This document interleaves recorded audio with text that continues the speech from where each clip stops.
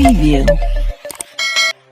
एबे पाणीपाग केन्द्र पक्षर एक बड़ खबर सामना को आसी तेज बर्तमान जहाँ सूचना मिल पुणी आसूची आउ गोटे लघुचाप आसंता 18 तारिख बेलू यह लघुचाप होवार संभावना होती जहाँफल विभिन्न स्थान में प्रबल अति प्रबल वर्षा हो पारे। बंगोपसागर अंचल समुद्र मध्य वायुमंडल 4.5 ରୁ 7.6 किमी उच्चता मध्य एक घूर्णिबलय सक्रिय रही।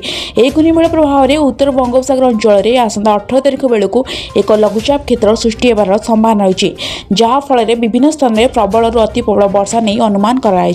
तेबे एथिपाई मध्य केतोटी जिला को येलो वार्निंग जारी कराई से संपूर्ण अपडेट जानिबा किंतु ता पूर्व वीडियो लाइक कर दिंतु सांग मान को बहु मत शेयर करूँ। आपड़ जब आम चैनल को प्रथम थर आम चैनल को एवं ही सब्सक्राइब कर पाखर बेल आइकन क्लिक कर ऑल नोटिफिकेशन ऑन कर रखुँ जहाँफल जब भी जेकोसी लेटेस्ट न्यूज अपडेट कले आपने सबुठ नोटिफिकेशन जरिए पाइपर। तेज आसन जाना आज संपूर्ण खबर।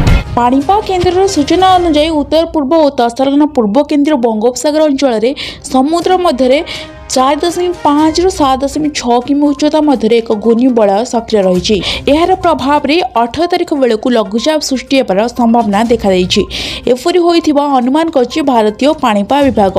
समुद्र मध्य वायुमंडल 4.5 ରୁ 7.6 किमी उच्चता मध्य एक घूर्णिबलय सक्रिय रही। यार प्रभाव में 18 तारिख बेलू लघुचाप क्षेत्र सृष्टि हो पारे। तार प्रभाव में वर्षा होवार संभावना रही ट्वीट कर जणाइछथि भुवनेश्वर आंचलिक पाणीपाग केन्द्र।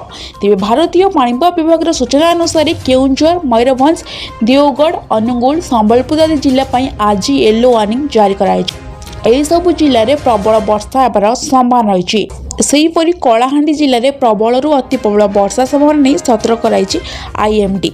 यह व्यतीत भद्रक बालेश्वर जाजपुर केन्द्रापड़ा कटक जगतसिंहपुर पुरी खोर्धा नयागढ़ गंजाम गजपति केउंझर मयूरभंज रायगड़ा नवरंगपुर मालकानगिरी कोरापुट बलांगीर आदि जिला प्रबल वर्षा संभावना रही। अन्यपक्षे पुरी खोर्धा कटक जगतसिंहपुर ढेंकानाल और बौद्ध जिले में 18 तारिख दिन प्रबल वर्षा संभावना रही पूर्व आईएमडी सूचना देते। पाणीपाग टेक्निक खबर जानापी आम चैनल सहित सब जोड़ी हुई रुहतु। आम चैनल को एवं सब्सक्राइब कर पाखर बेल आइकन क्लिक कर ऑल नोटिफिकेशन ऑन कर रखुँ।